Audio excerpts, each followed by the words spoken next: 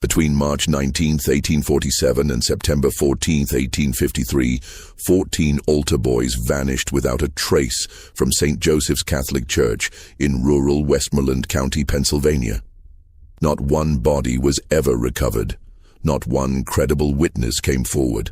The church records from those 6 years were destroyed in a fire that mysteriously left every other document in the rectory untouched.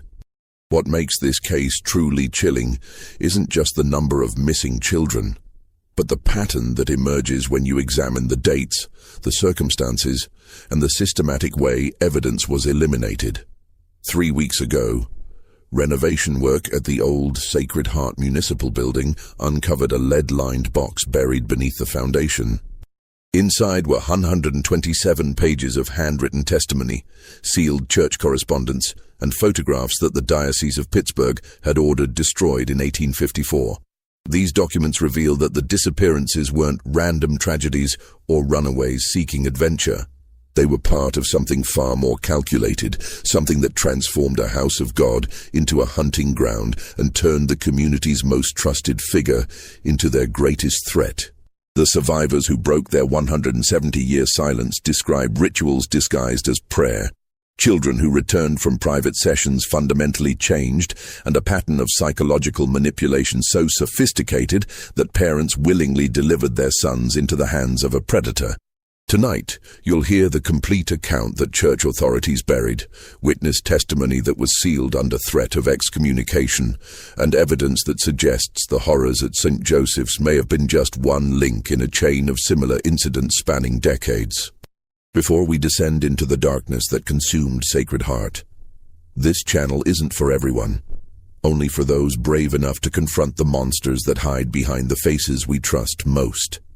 If you're ready to join our brotherhood of mystery hunters who dare to uncover the truth that powerful institutions spend fortunes to bury, hit that subscribe button and tell me in the comments what state you're listening from.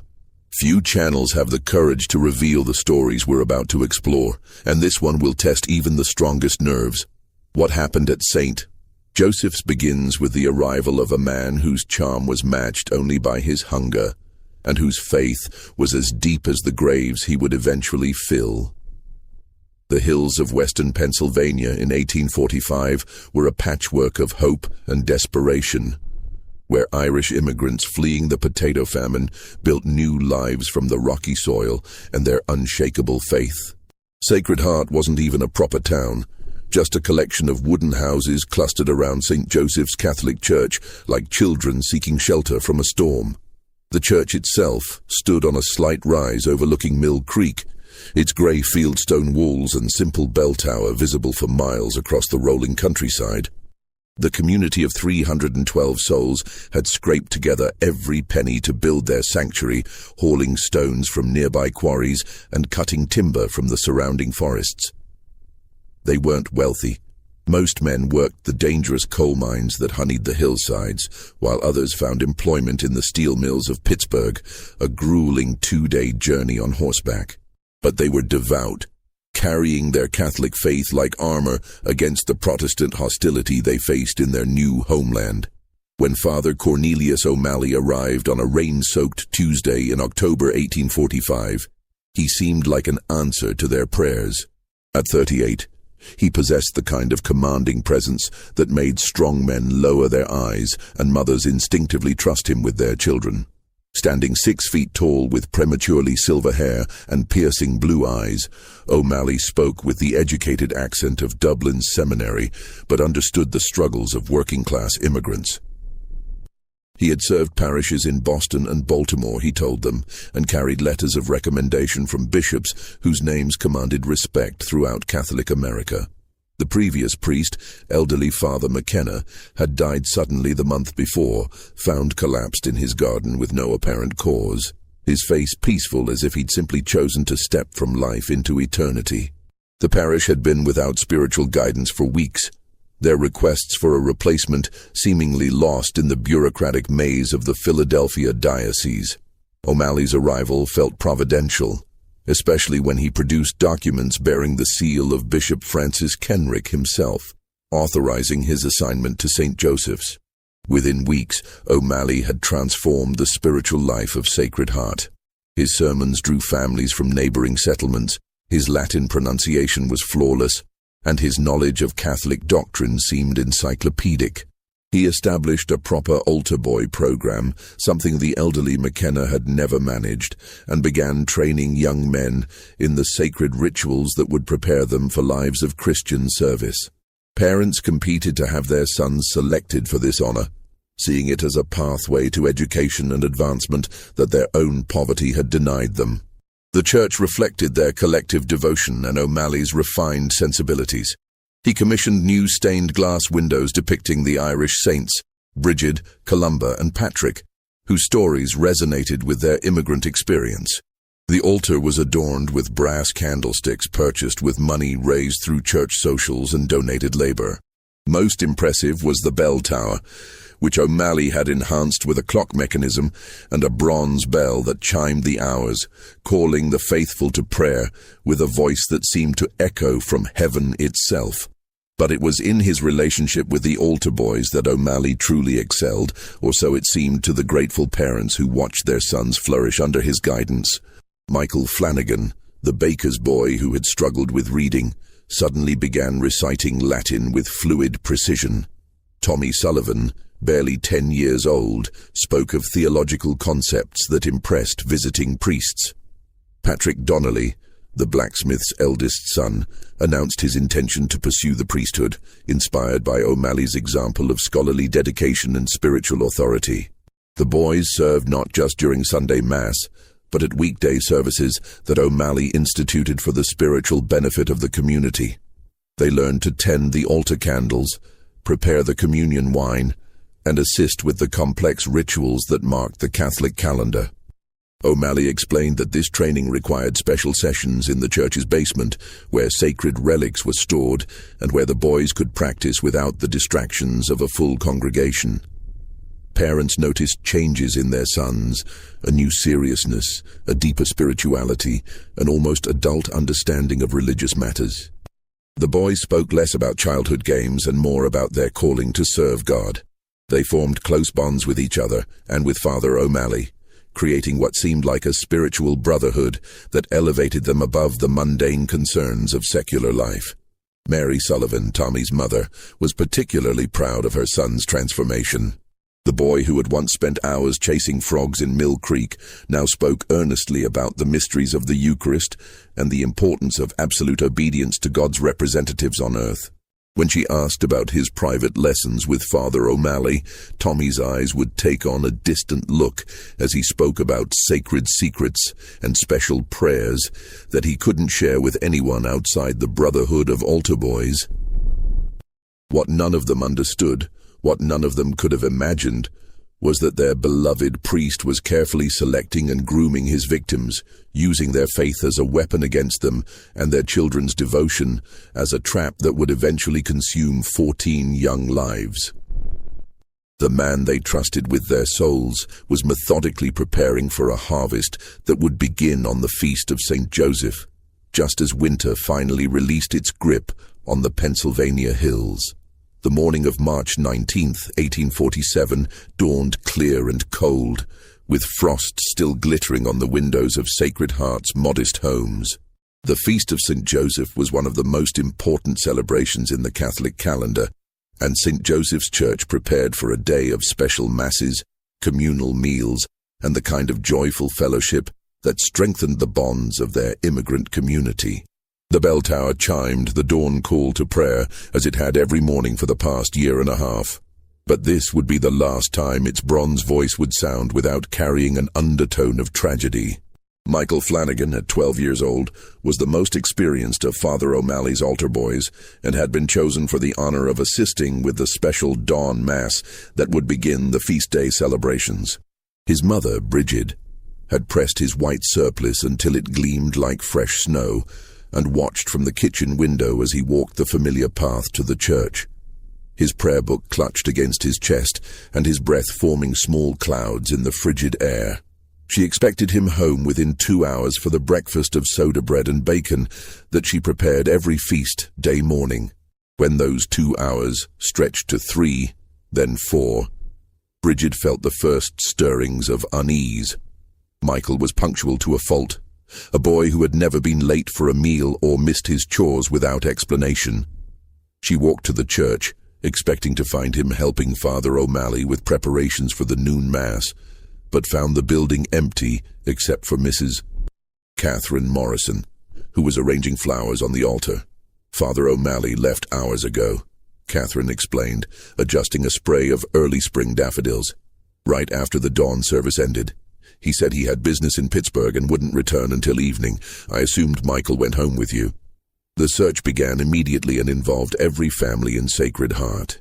Men who should have been celebrating the feast day instead combed the surrounding forests, calling Michael's name until their voices echoed off the limestone cliffs that bordered Mill Creek. They dragged the deeper pools where a boy might have fallen through thin ice, searched the abandoned mine shafts that dotted the hillsides, and questioned every traveler on the roads leading to Pittsburgh and Johnstown. Father O'Malley returned as the sun was setting, his horse lathered with sweat and his face grave with concern. He had indeed traveled to Pittsburgh, he explained, to meet with Bishop Kenrick about expanding the altar boy program to include boys from neighboring parishes. The bishop had been so impressed with the spiritual development of Sacred Heart's young men that he wanted to use their program as a model for rural churches throughout western Pennsylvania. When told of Michael's disappearance, O'Malley's reaction seemed entirely appropriate for a priest who had lost one of his most devoted altar boys. He immediately organized additional search parties, led prayers for Michael's safe return, and spent hours counseling the boy's distraught parents. But when the searches continued for 3 days without finding any trace of the missing child, O'Malley called the community together for a meeting that would establish the pattern for everything that followed.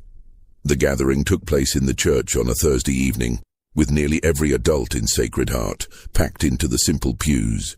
O'Malley stood before them in his black cassock, his silver hair catching the light from dozens of votive candles, his voice carrying the weight of spiritual authority as he addressed their fears and confusion. "My dear brothers and sisters in Christ," he began, his Dublin accent lending gravity to every word. "We are gathered in sorrow and bewilderment, seeking answers that may test our faith in ways we never imagined. Young Michael Flanagan has vanished from our midst, and despite our most diligent efforts, we have found no trace of him in the physical world. But I must share with you what Michael confessed to me during our last private conversation, a burden that I can no longer bear alone." The congregation leaned forward, desperate for any explanation that might make sense of their tragedy. O'Malley's voice dropped to barely above a whisper, forcing them to strain to hear every word. "Michael came to me 3 days before the feast, tormented by guilt over a sin so grave that he feared for his very soul. He had been stealing communion wine from the sacristy, not just small tastes, but entire bottles that he shared with boys from the Protestant settlements. Worse, he had been mocking our sacred rituals, teaching these heretics to perform blasphemous parodies of the Mass for their amusement." Gasps echoed through the church.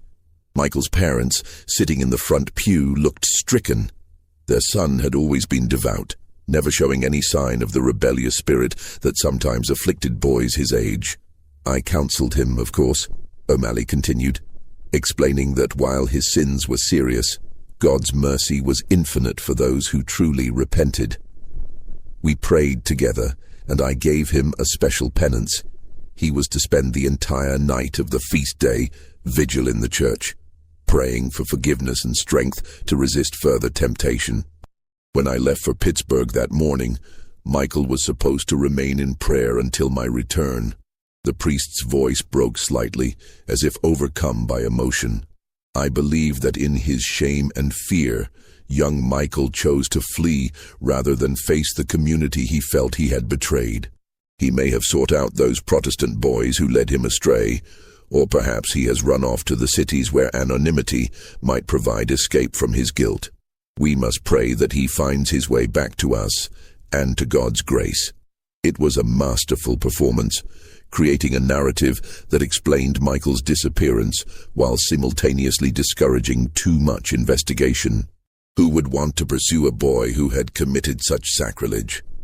What parent would want their own child associated with such blasphemy? The community accepted O'Malley's explanation because the alternative, that their priest might be lying, that something sinister had occurred in their own church, was simply unthinkable. But Margaret O'Brien, who cleaned the church twice weekly and knew every stone of its construction, had noticed details that gnawed at her consciousness like hungry rats. When she arrived to prepare for the feast day mass, she found Michael's prayer book abandoned on the sacristy floor, its leather cover stained with something dark that didn't look like spilled wine. The altar candles had burned down to stubs, their wax pooled in patterns that suggested they had been moved and rearranged multiple times during the night. Most disturbing of all, the door to the church basement, which Father McKenna had always kept locked, claiming the space was too dangerous for regular use, stood slightly ajar. Margaret had descended those stone steps only once before, years ago, when Father McKenna needed help retrieving Christmas decorations stored in the basement. She remembered a simple stone chamber with rough walls and a dirt floor, used for storage and nothing more. But the smell that drifted up from the basement that morning was different. Incense mixed with something organic and decay-sweet that made her stomach clench with nausea. When she mentioned these observations to Father O'Malley, his reaction was swift and severe. His blue eyes turned cold as winter ice, and his voice carried an authority that seemed to press down on her like a physical weight. "Margaret," he said, his tone gentle but unmistakably threatening, "I understand that grief and confusion can lead good people to imagine things that aren't there. The human mind, when faced with tragedy, often creates explanations to fill the void left by uncertainty. But spreading unfounded speculation about sacred spaces and holy rituals is not just unwise, it's sinful. The church basement contains relics and religious artifacts that require special handling. If you detected unusual odors, they likely came from the incense used to bless these sacred objects." He stepped closer, and Margaret found herself backing against the pew, intimidated by his towering presence and the certainty in his voice. "I would hate to see you carry the spiritual burden of bearing false witness against your priest and your church. Perhaps it would be best if you focused on your cleaning duties and left theological matters to those of us trained to understand them. Gossip is the devil's tool, Margaret, and I would not want to see you become his unwitting servant."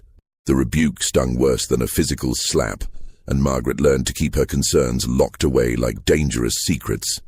But she continued to clean the church, and she continued to notice things that didn't align with Father O'Malley's explanations. She began keeping a journal, writing down observations that seemed insignificant individually, but formed a disturbing pattern when viewed together.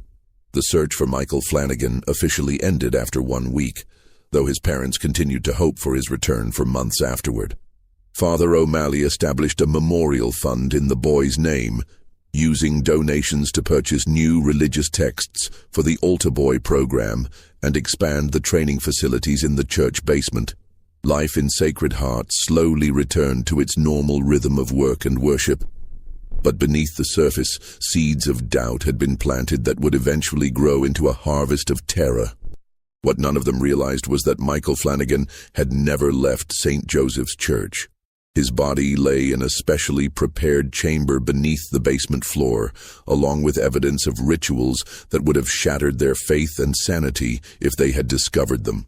And Father O'Malley was already selecting his next victim from among the remaining altar boys whose parents would deliver them willingly into his hands, trusting in his wisdom and never imagining that their most sacred beliefs were being used as weapons against their own children. The months following Michael Flanagan's disappearance brought subtle but persistent changes to St. Joseph's Church that the congregation attributed to their shared grief and Father O'Malley's determination to prevent similar tragedies.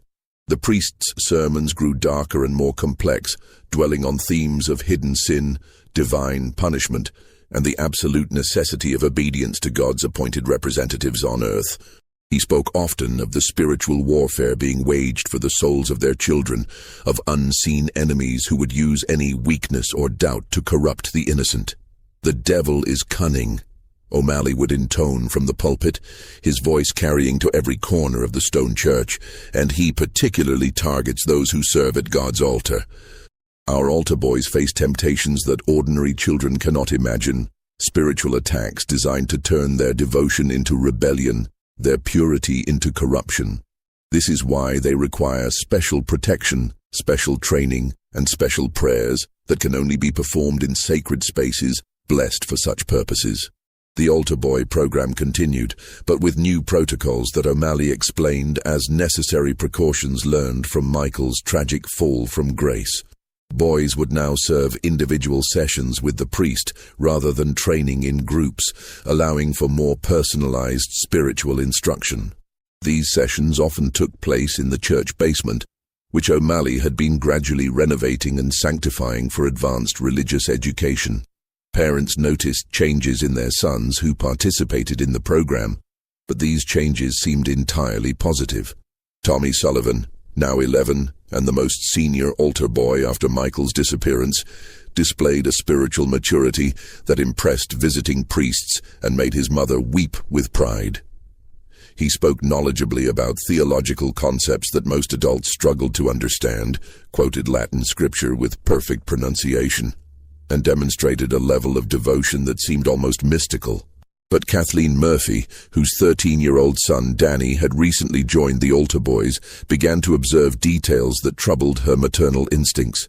Danny had always been a cheerful, talkative child who shared every detail of his day at the dinner table. After beginning his private sessions with Father O'Malley, however, he became increasingly quiet and withdrawn, answering questions about his training with vague responses about sacred mysteries and special prayers that he couldn't discuss with anyone outside the Altar Boy Brotherhood. More disturbing were the physical changes she noticed. Danny began losing weight despite eating normally, dark circles appeared under his eyes as if he wasn't sleeping well, and his hands developed a subtle tremor that became more pronounced whenever Father O'Malley's name was mentioned. When she asked about these symptoms, Danny would insist he felt fine, but his voice carried a hollow quality that reminded her of sleepwalkers she had seen in her childhood in County Cork. The boy also began displaying knowledge and behaviors that seemed inappropriate for his age and upbringing. He knew details about Catholic history that weren't taught in their simple parish school, spoke casually about religious practices from other cultures, and sometimes used Latin phrases that Father O'Malley claimed were advanced prayers taught only to the most spiritually mature altar boys. When Kathleen asked where he had learned such things, Danny would simply say that Father O'Malley was teaching them about the true church that existed before modern corruptions watered down the faith. Most unsettling of all were the nightmares that began afflicting Danny within weeks of his first private session. He would wake screaming about the dark place under the church and the man in shadows who wasn't really Father O'Malley. When pressed for details, Danny could only describe fragments. Stone chambers lit by candles that burned with different colored flames, voices chanting in languages that hurt to hear, and rituals that left him feeling empty inside, like something important had been taken away. Kathleen's concerns deepened when she noticed that other altar boy families were experiencing similar changes in their sons. Young Timothy Walsh had developed a stutter that appeared only when discussing his church duties. Brian O'Connor, previously an energetic boy who loved outdoor games, now spent hours sitting motionless in their family's small garden, staring at nothing with the vacant expression of someone far older than his 12 years. Most disturbing was Patrick Donnelly, the blacksmith's son, who had once spoken enthusiastically about following Father O'Malley into the priesthood, but now flinched whenever the priest's name was mentioned. When Kathleen attempted to discuss these observations with other mothers, she encountered resistance that puzzled and frustrated her. These were women who had shared every detail of their children's lives since birth, but suddenly they seemed reluctant to acknowledge any problems with the Altar Boy program. Some claimed their sons were simply maturing spiritually and shouldn't be questioned about sacred matters. Others suggested that Kathleen was being overprotective and should trust Father O'Malley's judgment about what was best for the boys. Behind this reluctance lay a complex web of shame, denial, and social pressure that Father O'Malley had carefully cultivated. He had explained to parents that their sons were being trained in advanced spiritual disciplines that required absolute secrecy to maintain their sacred power. Any discussion of these training methods with outsiders would not only invalidate the boys' spiritual progress, but could expose them to demonic influence. Parents who truly loved their children, he suggested, would respect these boundaries and trust in the wisdom of the church. Moreover, O'Malley had skillfully positioned criticism of the altar boy program as criticism of the Catholic faith itself. In a community where religious identity was their primary defense against Protestant hostility and economic marginalization, questioning the priest's methods felt dangerously close to apostasy. Parents who harbored doubts found themselves caught between their protective instincts and their need to belong to the only institution that offered them dignity and community in their new homeland. The second disappearance occurred exactly 1 year after Michael's vanishing, on the feast of St. Joseph, 1848. Tommy Sullivan failed to return from what Father O'Malley described as a special overnight vigil for the souls of the departed, a ceremony that the priest claimed was practiced in the most ancient Christian communities and required the participation of only the most spiritually advanced altar boys. This time, O'Malley's explanation was more elaborate and harder to verify. Tommy, he announced with great ceremony during Sunday Mass, had been selected for an extraordinary honor. Bishop Kenrick himself had requested the boy for a special mission to the Western Territories, where his spiritual gifts were desperately needed to establish new parishes among the growing Catholic communities in Ohio and Indiana. The boy had been sworn to secrecy about his destination to protect him from those who might oppose Catholic expansion into Protestant-dominated regions.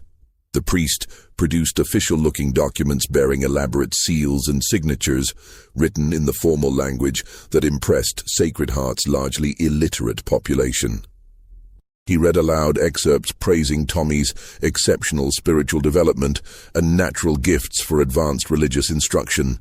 The boy's parents, Mary and Patrick Sullivan, were told they should feel honored that their son had been chosen for such important work, even though it meant they might not see him again for years.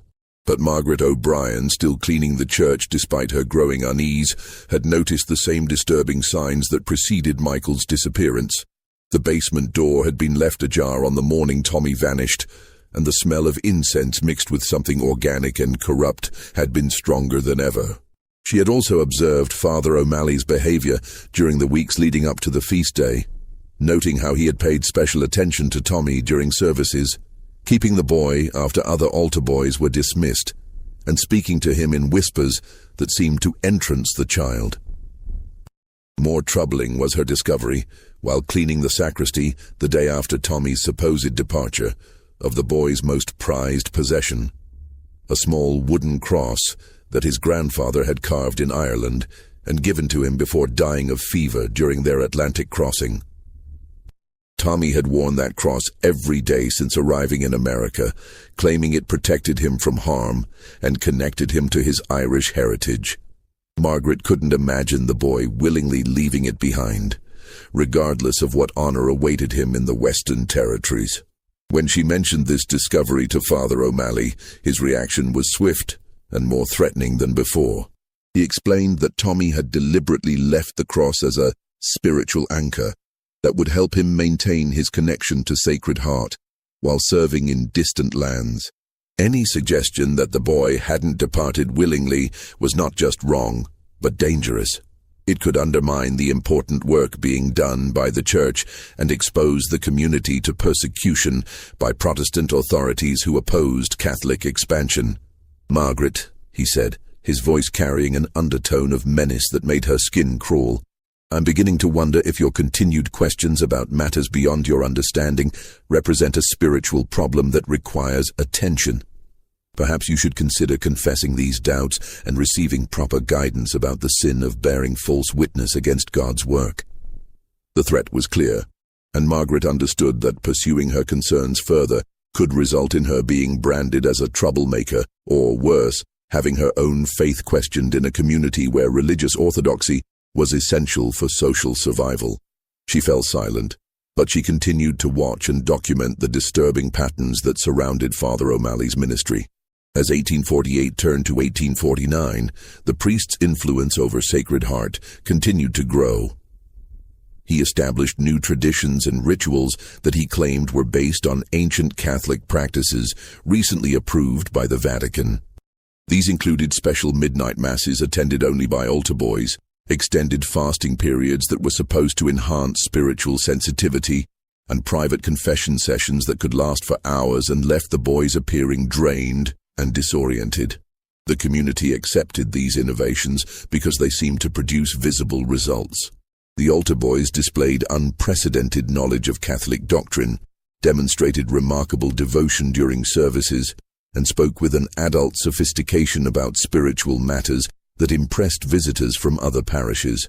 Several bishops had praised Sacred Heart as a model of rural Catholic education, and there was talk of expanding their methods to churches throughout the region. What none of them understood was that they were witnessing the systematic psychological and spiritual destruction of their children, orchestrated by a predator who had learned to use their deepest beliefs as weapons against them.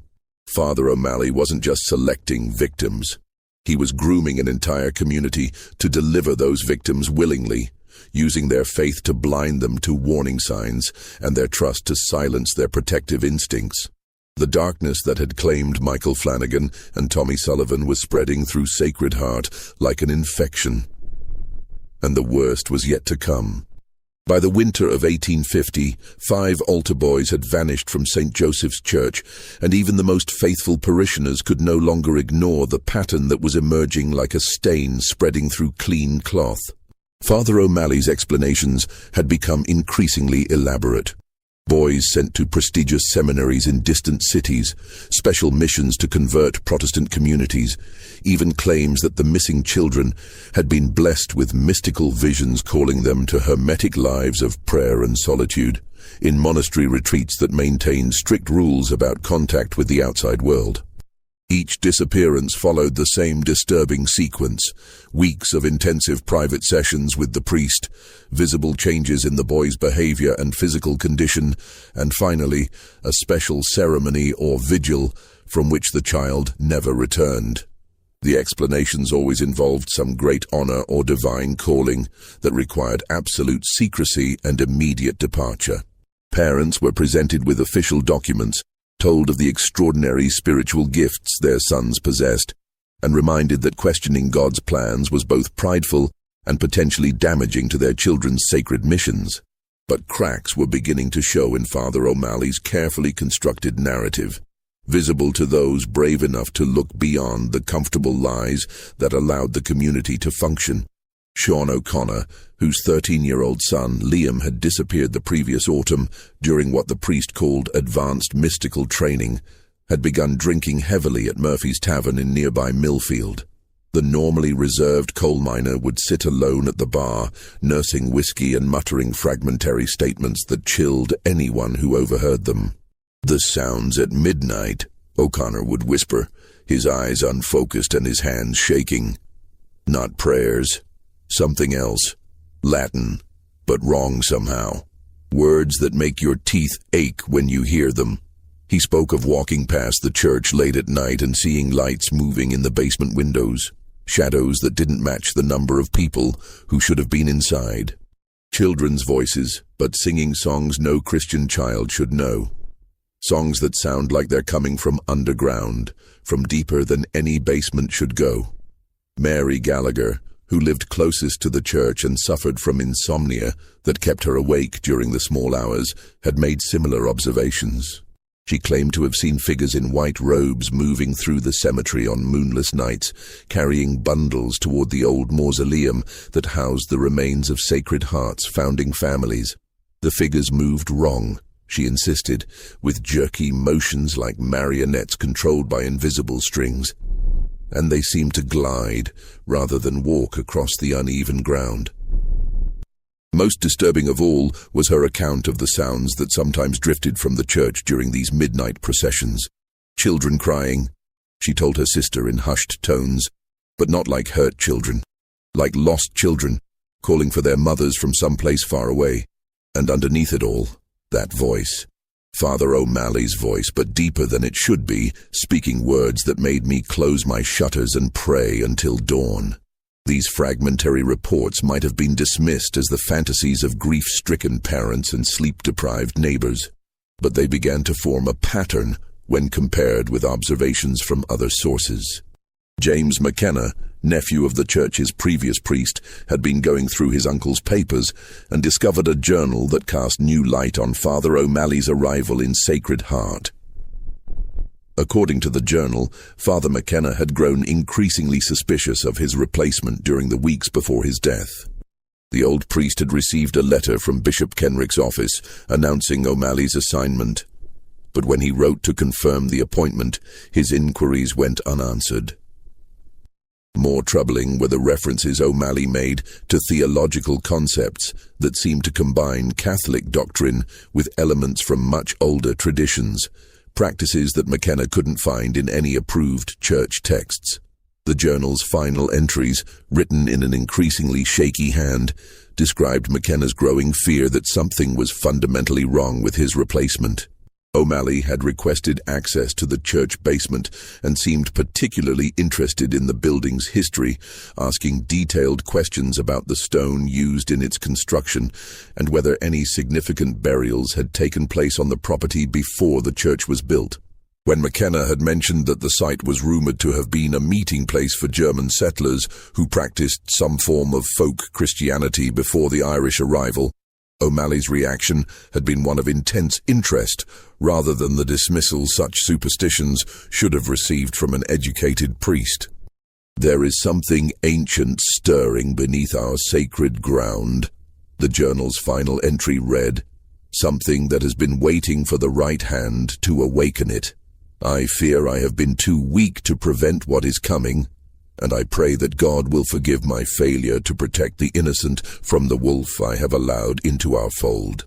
Father McKenna had died that night, found peacefully in his garden the next morning with no apparent cause of death, and his face bearing an expression that witnesses described as one of profound resignation rather than peace.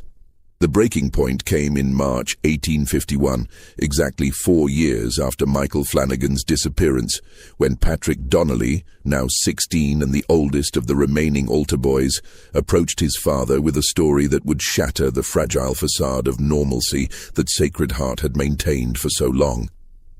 Patrick had always been intelligent and perceptive, qualities that had initially made him Father O'Malley's favorite altar boy. But those same qualities had eventually allowed him to see through the priest's carefully constructed deceptions and recognize the true nature of what was happening in the basement of St. Joseph's Church. What he revealed to his father that night, speaking in whispers behind the locked door of their cottage, painted a picture of systematic abuse disguised as religious instruction and predatory behavior, masked as spiritual guidance. The private sessions, Patrick explained, had begun normally enough with additional training in Latin pronunciation and instruction in the more complex aspects of Catholic ritual. But gradually, Father O'Malley had introduced elements that seemed to come from sources outside traditional Catholic practice. The boys were taught ancient prayers in languages that predated Latin, shown symbols that the priest claimed represented the true cross used by the earliest Christian communities, and instructed in breathing techniques that were supposed to enhance their spiritual sensitivity. These sessions took place in chambers beneath the church basement that Patrick swore hadn't existed during Father McKenna's time. The rooms were carved from living rock and decorated with symbols that hurt to look at directly, as if the human eye wasn't designed to process such geometry. Candles burned with flames that cast shadows in the wrong directions, and the air was thick with incense that smelled of flowers and decay in equal measure. Most horrifying of all, Patrick claimed that the missing boys weren't gone. They were still in the church, changed by what Father O'Malley called the true communion. He had seen them during the midnight ceremonies, their eyes reflecting light like animals, and their movements controlled by will other than their own. They spoke in voices that sounded like multiple people talking in unison, and they served the priest in ways that made Patrick violently ill when he tried to describe them. "They're not dead," he whispered to his father, his face pale as candle wax and his hands shaking with remembered terror. But they're not alive either, not in any way that matters. Father O'Malley calls them his eternal altar boys, and he says that someday all of us will join them in service that never ends. He's been preparing me, Da. Special lessons about accepting transformation and embracing the sacred hunger. He says I'm almost ready. James Donnelly, a man whose faith had sustained him through the horrors of the potato famine and the challenges of building a new life in America, found himself facing a choice that would haunt him for the rest of his days. To believe his son meant accepting that their beloved priest was something monstrous, that their church had become a hunting ground, and that the faith they had used to define their identity was being weaponized against their own children. To dismiss Patrick's account meant potentially sacrificing his eldest son to whatever evil had already claimed 5 other boys. The decision he made would divide the community of Sacred Heart and set in motion events that would expose the truth about Father Cornelius O'Malley and reveal that the horrors hidden beneath St. Joseph's Church were far worse than even Patrick's nightmares had suggested. The confrontation that would tear Sacred Heart apart began not with violence or accusation, but with 3 fathers sitting around James Donnelly's kitchen table on a cold February night in 1851, sharing whiskey and gathering courage for what they all knew might be the most dangerous decision of their lives. Sean O'Connor sat hunched over his glass, his coal-stained hands trembling slightly as he spoke about the sounds that haunted his nights. Michael Walsh, whose boy Timothy had developed that persistent stutter after joining the altar boys, stared into the fire and shared observations that had been eating at his conscience for months. And James himself revealed his son Patrick's terrifying account of what really happened during those private sessions in the church basement. They were not reckless men or natural rebels. These were immigrants who had learned to keep their heads down and avoid confronting authority. Men who understood that challenging the wrong person could mean losing their jobs, their homes, and their place in the only community that would accept them. But they were also fathers, and the protective instinct that had driven them across an ocean to build new lives for their families was now screaming that their children were in mortal danger. "We can't go to the sheriff," O'Connor said, his voice barely above a whisper. "Protestant lawmen won't listen to Catholic concerns, and even if he did, what proof do we have? Strange sounds in the night, children having nightmares, a priest who's maybe too friendly with the boys. They'd laugh us out of the county courthouse, and we'd be marked as troublemakers." Walsh nodded grimly. "And we can't write to the bishop either. O'Malley's got documents with Kenrick's seal, letters of recommendation that look official enough. If we accuse him of whatever this is, without proof, they'll transfer us to another parish or worse. Could lose our jobs, our homes.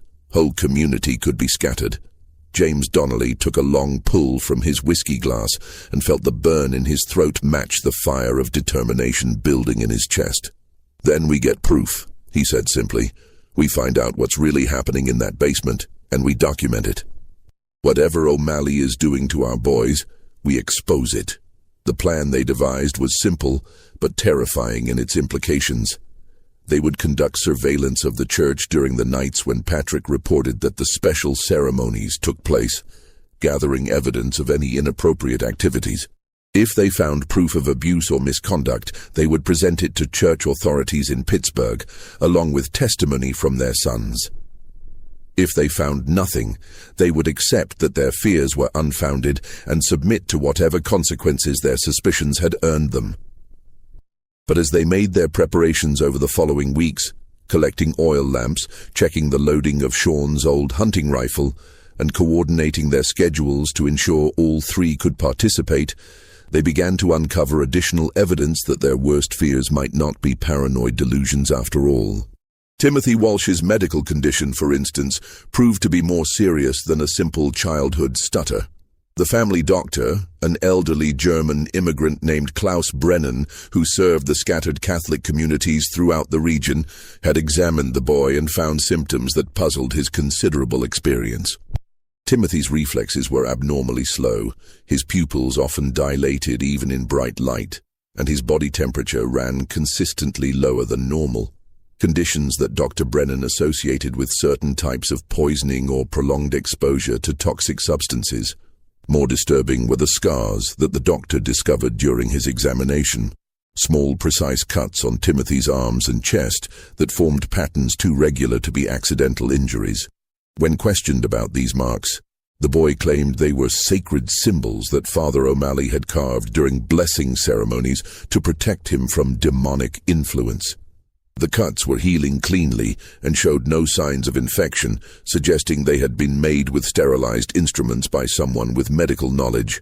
Patrick Donnelly's condition was even more alarming. His father had noticed that the boy often seemed to be listening to voices that no one else could hear, turning his head toward empty spaces and responding to questions that hadn't been asked. When pressed about this behavior, Patrick explained that Father O'Malley had taught him to hear the voices of the saints, who provided guidance for those spiritually advanced enough to receive their communications. But the voices weren't always benevolent, Patrick admitted during one of his more lucid moments.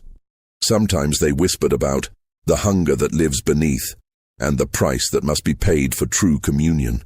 They told him about the other altar boys, describing where they had gone and what they had become in service to something that the voices called the Ancient Shepherd, a being that predated Christ, but had learned to wear Christian symbols like a wolf wearing sheep's clothing. Just when we thought we had seen it all, the horror in Sacred Heart intensifies.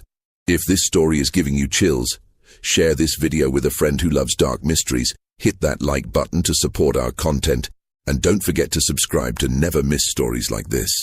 Let's discover together what happens next in the nightmare that consumed St. Joseph's Church. The night of March 15th, 1851, 4 days before the anniversary of Michael Flanagan's disappearance, the three fathers positioned themselves in the woods surrounding St. Joseph's Church, armed with weapons, witnesses, and a terrible determination to learn the truth about what had been happening to their children.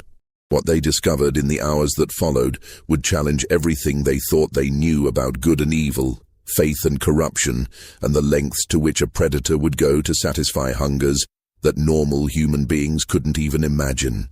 Sean O'Connor took position behind the mausoleum in the church cemetery, where he could observe the main entrance and any movement between the church and the surrounding buildings. Michael Walsh concealed himself near the bell tower, with a clear view of the basement windows that Patrick claimed were sometimes illuminated during the midnight ceremonies. James Donnelly, carrying his son's detailed description of the basement layout, planned to approach the church directly and attempt to observe whatever activities might be taking place in the chambers below. The first 3 hours passed in silence, with only the normal sounds of a rural night and the distant howling of wolves in the surrounding forest.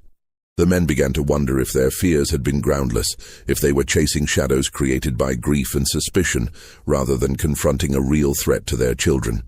But at approximately 2 o'clock in the morning, lights appeared in the basement windows of St. Joseph's Church, and the sounds that drifted across the cemetery made their blood run cold. It began as chanting, but not in any Latin that their years of Catholic worship had taught them to recognize. The words seemed to twist in the air, creating harmonics that made their teeth ache and their vision blur. Underneath the vocal sounds was a rhythmic beating, like a drum, but with an organic quality that suggested something other than animal hide was being struck.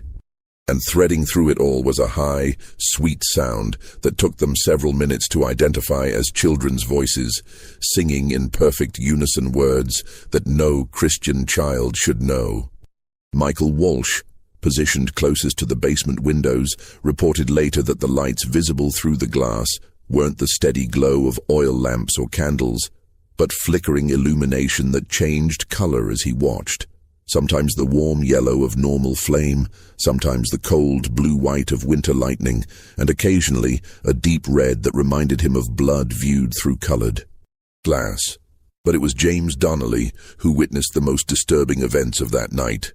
Approaching the church from the side where Patrick had shown him a basement entrance that was usually locked, he found the door standing slightly ajar and warm air flowing from the opening despite the February cold. The smells that emerged from that portal were a mixture of incense, burning wax, and something organic that reminded him of the charnel house, where pigs were slaughtered during the autumn harvest. Gathering his courage, James descended the stone steps that led into the basement of St. Joseph's Church, following the sounds and lights toward chambers that shouldn't have existed according to the building's original plans. What he saw in the depths beneath their place of worship would haunt his nightmares for the rest of his life, and challenge every assumption he had ever made about the nature of evil and the vulnerability of innocence. The basement had been transformed into something that belonged more in the pagan temples of ancient Rome than in a 19th-century Catholic church. The walls were covered with symbols carved deep into the stone, designs that seemed to shift and writhe in the flickering candlelight as if they were alive. Candles burned in arrangements that formed geometric patterns too complex for accidental placement, their flames casting shadows that moved independently of the objects that should have created them. At the center of the largest chamber stood an altar made from a single piece of black stone, its surface polished to mirror smoothness and stained with substances that James preferred not to identify. Around this altar, moving in a slow circle that followed the rhythm of the drumming, were 7 figures in white robes. But these weren't the simple surplices worn by altar boys during normal church services. These garments were decorated with the same twisted symbols that covered the walls, embroidered in threads that seemed to absorb light rather than reflect it. But it was the faces beneath those hoods that broke something fundamental in James Donnelly's understanding of reality. 5 of the 7 figures were the missing altar boys: Michael Flanagan, Tommy Sullivan, and the others who had supposedly been sent to distant seminaries or missionary postings. But they had been changed in ways that went beyond simple physical alteration.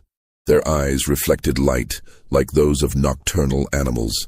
Their movements were perfectly synchronized, as if controlled by a single mind, and when they opened their mouths to continue the chanting, the sounds that emerged seemed to come from multiple throats, speaking in unison. The 6th figure was his own son, Patrick, moving with the same mechanical precision as the others, but still recognizably himself, evidence that whatever transformation process was being used hadn't been completed yet. And leading the procession, his silver hair gleaming in the unnatural light and his blue eyes filled with an intelligence that seemed far older than his apparent age, was Father Cornelius O'Malley. But the priest James had known for over 5 years was gone, replaced by something wearing his form like an ill-fitting garment. The man conducting this obscene ceremony moved with fluid grace that seemed to defy the normal limitations of human anatomy, spoke in voices that layered upon themselves to create harmonies no single throat could produce, and radiated an authority that felt like a physical presence pressing down on everything in the chamber. As James watched in paralyzed horror, the ceremony reached some kind of crescendo. O'Malley raised his hands above the black altar, speaking words in a language that predated Latin by centuries, and the changed altar boys began to sing in voices that seemed to come from underground, from depths that extended far beyond the basement of any church. The sound was beautiful and terrible simultaneously, a choir of innocence corrupted and transformed into something that served hungers too ancient and alien for human comprehension. The moment was broken when James, overcome by the magnitude of what he was witnessing, stumbled backward and knocked over a ceremonial candle. The sound echoed through the stone chamber like a gunshot, and 7 pairs of eyes turned toward his hiding place with predatory focus. For a heartbeat that seemed to last an eternity, James Donnelly stared into the faces of children he had known since birth, and saw nothing recognizable looking back at him. Then Father O'Malley spoke a single word in that ancient language, and the transformed altar boys began moving toward James with movements that flowed like water but struck the stone floor with sounds like breaking bone. James turned and ran, his survival instincts overriding the protective urges that had brought him to this place, and behind him he could hear the pursuit. Not footsteps, but something that scraped and whispered across the basement floor like wind through a graveyard. He reached the outside air just as Sean O'Connor and Michael Walsh came running from their own positions. their faces pale with terror and their voices babbling about things they had seen moving in the cemetery that shouldn't exist in a world governed by natural law. The three men fled into the forest without speaking, running until their lungs burned and their legs gave out. And only when the sun began to rise did they dare to stop and try to make sense of what they had witnessed. The confrontation that would expose the truth about Father Cornelius O'Malley began 3 days later, when Bishop Francis Kenrick arrived in Sacred Heart with a retinue of church investigators and a wagon full of documents that would shatter everything the community thought they knew about their beloved priest. The bishop's visit wasn't a response to the father's reports. None of them had found the courage to approach church authorities with accounts that sounded like the ravings of madmen. Instead, Kenrick had come in response to inquiries from other parishes about missing altar boys and disturbing reports from communities where O'Malley had previously served. The investigation that followed would reveal that the man who had claimed the identity of Father Cornelius O'Malley was responsible for disappearances spanning nearly 2 decades and covering hundreds of miles. The real Cornelius O'Malley had indeed died in a seminary fire in Dublin in 1832. But his identity had been assumed by someone whose true name appeared in no official records, and whose history stretched back through a series of assumed identities to origins that church investigators could never definitively establish. Bishop Kenrick, a man whose ecclesiastical career had included dealing with some of the Catholic Church's darkest secrets, had begun tracking the pattern after receiving reports from parishes in Boston, Baltimore, and Philadelphia about altar boys who had vanished during periods when their congregations were served by visiting priests bearing impeccable credentials and impressive letters of recommendation. The reports shared disturbing similarities. Boys who disappeared during religious ceremonies, communities that were reluctant to investigate too deeply, and priests who moved on to new assignments before questions could be raised. What made the case particularly troubling was the sophistication of the deception involved. The false documents weren't crude forgeries, but masterful recreations that required access to official seals, detailed knowledge of church hierarchy, and connections that suggested the impostor had inside information about Catholic administration. Moreover, the theological knowledge displayed by the false priest was genuine and extensive, indicating someone who had received legitimate religious education before turning to darker purposes. The confrontation at St. Joseph's Church took place on March 19, 1851. Exactly 4 years after Michael Flanagan's disappearance, and during what church records would later reveal was planned to be the completion of O'Malley's Great Working, a ceremony that would have given him permanent control over Sacred Heart and its population. Bishop Kenrick, accompanied by 2 other priests and armed with both ecclesiastical authority and legal warrants, arrived at the church during what they expected to be normal morning services. What they found instead was a community in the grip of something that went beyond simple religious devotion. The congregation sat in perfect silence, their faces bearing the same vacant expression that James Donnelly had noticed in his son Patrick. Father O'Malley conducted the service with theatrical precision, but the Latin words he spoke weren't from any approved Catholic liturgy. The responses from the congregation came in unison, as if the entire community had been rehearsing the same script, and their voices carried harmonics that made the visiting bishops feel physically ill. But it was the altar boys who provided the most damning evidence of what had been happening at St. Joseph's. 7 children served the false priest with mechanical precision, their movements perfectly synchronized, and their faces bearing expressions of rapturous devotion that no human child should possess. When Bishop Kenrick called for them to approach so he could speak with them privately, they moved as a unit, turning their heads toward him with predatory focus that reminded him of wolves evaluating prey. The boys spoke in unison when questioned, their voices layering to create harmonies that shouldn't be possible from individual human throats. They claimed to be happy in their service, blessed to have been chosen for special duties that brought them closer to God than ordinary children could ever hope to achieve. But their words were too perfect, their responses too rehearsed, and their eyes reflected light in ways that suggested something fundamental had been altered in their biology. When Bishop Kenrick demanded to inspect the church basement, O'Malley's carefully maintained facade finally cracked. The man who had spent years projecting an image of scholarly piety and humble service suddenly radiated an authority that felt ancient and hostile. His blue eyes turned black as winter nights, his voice dropped to registers that seemed to come from underground, and he spoke words in languages that predated Christianity by millennia. "You have no authority here," O'Malley declared, his form seeming to grow larger and more imposing despite not actually changing height.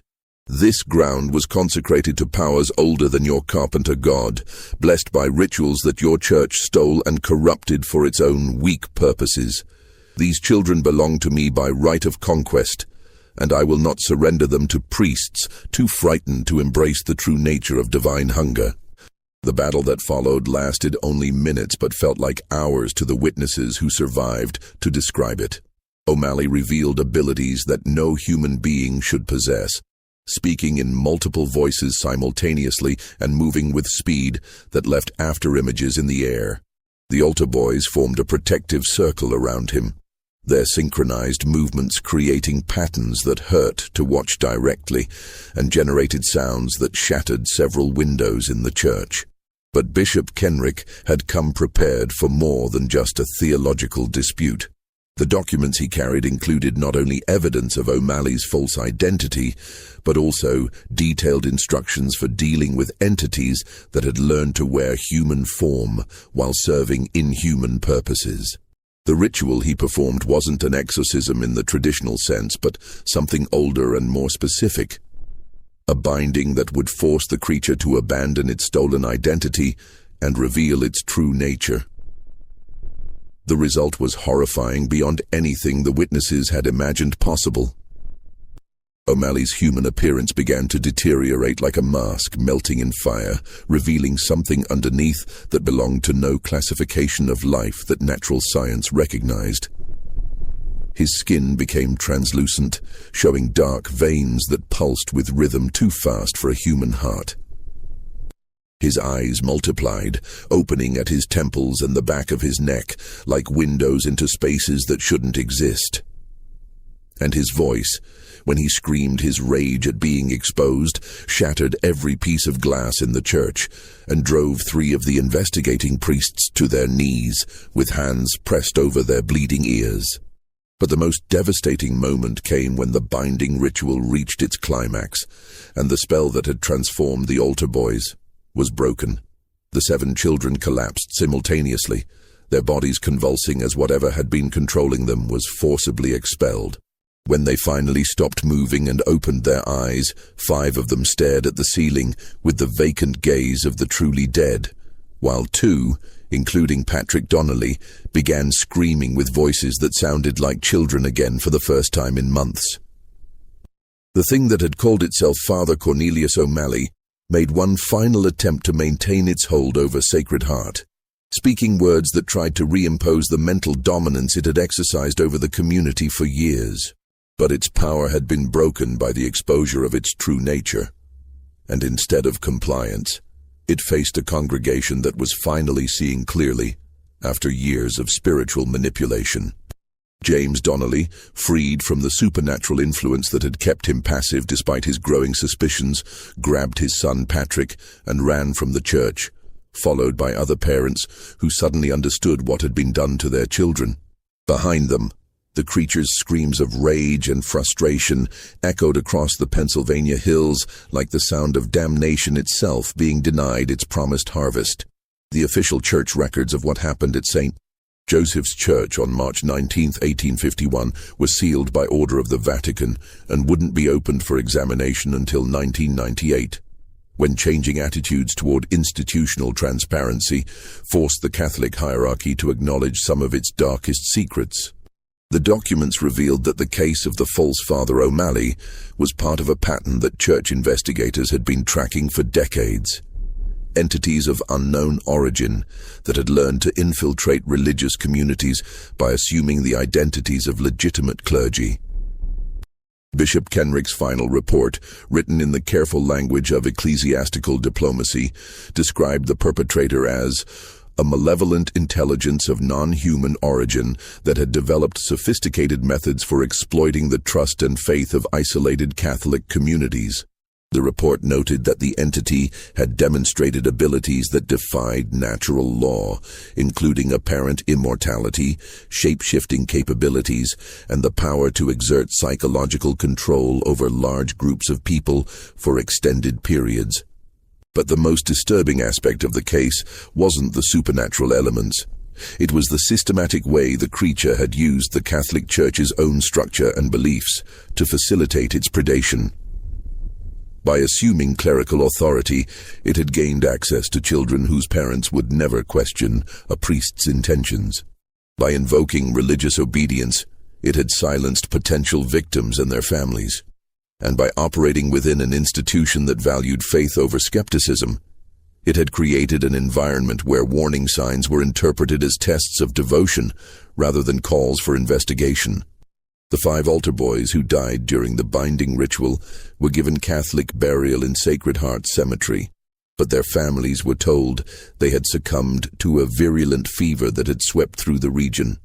The truth about their prolonged torment and the circumstances of their deaths was deemed too traumatic for public consumption and too damaging to the Church's reputation among immigrant communities who depended on religious institutions for social cohesion and spiritual comfort.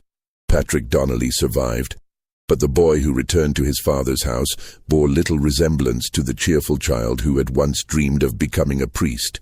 The months of psychological manipulation and supernatural influence had left him with permanent neurological damage that manifested as seizures, memory gaps, and episodes of catatonic withdrawal that could last for days. He never spoke about what had happened during his time as an altar boy, but he would wake screaming from nightmares that involved underground chambers and voices that called his name from empty spaces. Timothy Walsh, the other survivor, recovered more completely, but was left with a severe stutter that made normal conversation difficult and a persistent tremor in his hands that prevented him from pursuing his family's trade as a blacksmith. He eventually became a hermit, living alone in a cabin deep in the Pennsylvania forests and avoiding human contact except for monthly trips to town for supplies. Local residents reported that he could sometimes be heard talking to himself during these visits, carrying on conversations with people who weren't there and answering questions in voices that didn't sound like his own. The community of Sacred Heart never recovered from the trauma of discovering that their spiritual leader had been a predator in disguise. Families scattered to other settlements throughout western Pennsylvania, carrying their shame and silence to new churches where they learned to speak of their time at St. Joseph's as a period of spiritual confusion that was best forgotten. The church building itself was deconsecrated and sold to the county government, which converted it into a storage facility for road maintenance equipment and sealed the basement with concrete to prevent unauthorized access. But sealing the basement couldn't contain the psychological contamination that had spread through Sacred Heart during O'Malley's tenure. Several families reported continuing supernatural phenomena in their new homes. Children who spoke in languages they had never learned, household objects that moved without explanation, and voices that whispered from empty rooms during the darkest hours of the night. Dr. Klaus Brennan, the physician who had examined Timothy Walsh, documented cases of what he termed residual spiritual influence, affecting multiple members of the Sacred Heart diaspora, symptoms that persisted for years after their escape from the false priest's control. The creature that had assumed Father O'Malley's identity was never captured or definitively destroyed. Bishop Kenrick's binding ritual had forced it to abandon its human disguise and flee from Sacred Heart, but church investigators found evidence suggesting it had simply moved to a new location and begun the process of assuming another clerical identity. Reports from parishes throughout the Midwest described visiting priests whose credentials seemed impeccable, but whose methods raised subtle questions among observant parishioners. In 1867, 16 years after the Sacred Heart incident, a similar pattern of altar boy disappearances was reported from a German Catholic community in Wisconsin. The investigating priest found evidence of basement chambers that shouldn't have existed according to architectural records, ritual symbols carved into church walls, and testimony from survivors describing ceremonies that combined Christian liturgy with practices that belonged to much older traditions. But by the time church authorities arrived to investigate, the priest responsible had vanished, leaving behind only empty chambers and the traumatized remnants of another shattered community. The final chapter in the St. Joseph's case wasn't written until 1923, when the old church building was finally demolished to make way for a new county courthouse. Workers discovered that the basement extended far deeper than the original building plans indicated, with chambers carved from living rock that showed signs of recent occupation despite being sealed for over 70 years. The walls were covered with symbols that matched those described in Bishop Kenrick's report, but they appeared to have been carved recently rather than during the 1850s. Most disturbing of all was the discovery of personal items belonging to children who had gone missing from surrounding communities during the previous decade. Items arranged in ritual patterns around stone altars stained with substances that resisted chemical analysis. The workers also reported finding 14 sets of small bones buried beneath the basement floor, arranged in geometric patterns around a central chamber that showed evidence of repeated ceremonial use. The bones were given Christian burial in Sacred Heart's new cemetery, but the workers who handled them reported experiencing nightmares for months afterward. Dreams of children singing Latin hymns in voices that echoed from underground chambers and shadows that moved independently of the objects that cast them. Several of the construction crew quit their jobs rather than continue working on the courthouse project, claiming they could hear whispers coming from the excavation site during night shifts. Dr. Margaret Thornton, a forensic anthropologist who examined the remains at the request of local authorities, determined that the bones belonged to children aged between 8 and 16 who had died over a period spanning several decades. The most recent remains showed evidence of death occurring within the previous 5 years, suggesting that whatever had happened at St. Joseph's in the 1850s had continued long after the church was supposedly sealed and abandoned. Her report, filed with both civil authorities and the Catholic Diocese of Pittsburgh, included a recommendation that the entire courthouse site be consecrated by appropriate religious officials before construction continued. The recommendation was quietly ignored, but workers on the project reported continuing supernatural incidents.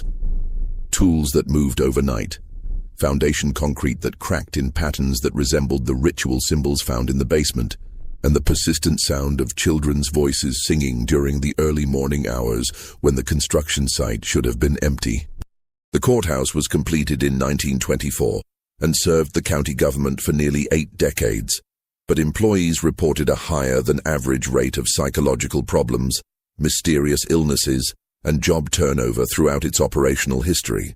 The building was finally abandoned in 2003 after a series of structural problems that engineers couldn't explain, and it remained empty until the renovation project that uncovered the lead-lined box containing Bishop Kenrick's sealed documents. This mystery shows us that evil can wear the most trusted faces, that predators can hide behind the very institutions we depend on for protection and guidance. The 14 altar boys of St. Joseph's were betrayed not just by a monster in human form, but by a system that valued faith over skepticism and institutional reputation over the safety of children. Their story reminds us that true vigilance requires the courage to question authority when our protective instincts tell us something is wrong, even when that questioning challenges the foundations of our beliefs. What do you think of this story? Do you believe the entity that called itself Father O'Malley found new communities to prey upon? Or was it finally stopped by forces beyond human understanding? Have you ever encountered situations where trusted authority figures demanded unquestioning obedience that made you uncomfortable? Leave your thoughts in the comments below. If you enjoyed this tale and want more horror stories that reveal the dark secrets hidden in America's religious history, subscribe, hit that notification bell, and share with someone who loves mysteries that chill the soul. See you in the next video, where we'll uncover another buried truth that powerful institutions hoped would never see the light of day.